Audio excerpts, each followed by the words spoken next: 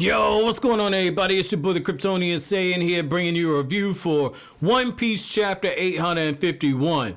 God damn, dude, this bitch pudding ain't shit. Like, she ain't shit, man. And she got the memo fruit. Oh, I really don't like this bitch now. I really don't like this bitch now, man. So she pops all this shit to Reiju. All this shit, and you see Reiju, like, you can just tell her heart's breaking for Sanji as well as for her family. But this bitch, after all of this shit talking, reaches inside Reiju's mind, pulls out the film roll, begins cutting up all the parts that are linked together as far as with her confession and everything she's done. And she turns around and says, okay, fuck this shit. Hey, we're gonna have a good wedding tomorrow. And oh my God, man, I don't like this bitch. Oh, I don't like this bitch, man.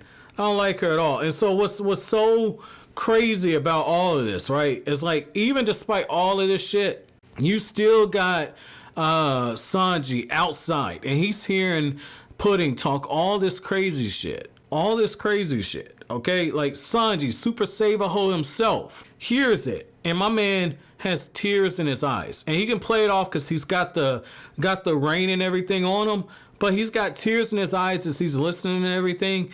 And Pudding, she even goes as far as to say, like, hey, be careful to make sure you don't get blood on the wedding cake, or else my mom, she's gonna flip the switch. She'll bring this whole fucking building down. Make sure you motherfuckers don't get blood, okay? Or at least if you bleed somewhere, make sure it's on some red icing. Like, Big Mom is a motherfucker, man. And like, what's so crazy is, like, you know, Pudding has what's called these candy jackets, and they can shoot through the fucking wall. They can shoot through steel. And she goes as far as to say, like, hey, you know, sister-in-law, you know, I can't wait to see the look on your brother's face when I put a pistol right between his eyes. And then she begins to go over that moment where Sanji is proposing to her, and she twists shit around, and she's just blowing everything up, man. Like, I know for me, right? Like, I know for me, like, I'll get personal for a second. This really reminds me of a time of what happened to me when I was in 7th grade, right? I was in 7th grade, and I had this one girl I was super high on, right? I was super high on her, and you know, what ended up happening was, you know, I write her a note and everything. I'm talking to her, all this stuff. I'm thinking, okay, you know, she be my girlfriend, right? And I'm thinking everything going good. And so what actually ended up happening was, you know, she used to like me, but I took too long, and she's like, okay, I don't like him anymore. You know, I'm just going to tell him that, you know, I'm not interested in him. Well, one of her friends talks to her, and I know this because of conversations I've had after the fact, but one of her friends talks to her and says, like, hey, you know, we should just have some fun with this. So what she ends up doing is she gets the girl to string me along, and then she just, in the midst of everything, right? In the midst of everything, she gets the girl to come to my homeroom and essentially tell everybody, like, look, I don't like him anymore. Like that was the second time some shit like that happened. You know, the other time, you know, this was actually the first time. Second time, I was in 8th grade, getting ready to go into 9th grade, and, you know, a girl that I was talking to was a Cowboys fan, and that's the story for itself. But in this instance here, you know, the girl ends up coming to the homeroom, and, you know, she just tears me down in front of everybody. Everybody starts laughing. And, you know, I made the mistake. I was pissed off. And just like on the Sanji thing, I ain't gonna hit no girl. But, you know, I was mad enough I wanted to hit something. So I just went to the library. And so what ends up happening is, like, I had this little short, tubbly motherfucker named Chris come in there. He looks at me, and, you know, he knows that, you know, I'm sitting at one of the computers, and I'm just angry. And he goes in there and tells everybody I was fucking crying. And so I had to live with that shit. And so I feel for Sanji in this instance, man. I really feel for him, because, like, Pudding's like, I wonder if he's gonna make a face like this, and she's got the tongue out, and then she's got another one where she's pretending to be scared, and she's like, look, at least bring me a proper prince. Why the fuck I gotta marry a reject like Sanji? And what's so crazy, it's like, she's like, look, like, you know, he proposed to me in the most embarrassing way ever. It's like, all I had to do was just cry a little bit, bed, just shed a few tears, and this dude's putty in my hands. He's like, you'll be my salvation. We're gonna get married. And she said, oh my God, that shit was so horrible. Like, this is so crazy, man. Like, you can tell Sanji, like, he was speaking from the heart with the way he was reacting. Like, with the way he was reacting, you can tell Sanji, this broke Sanji. This broke him.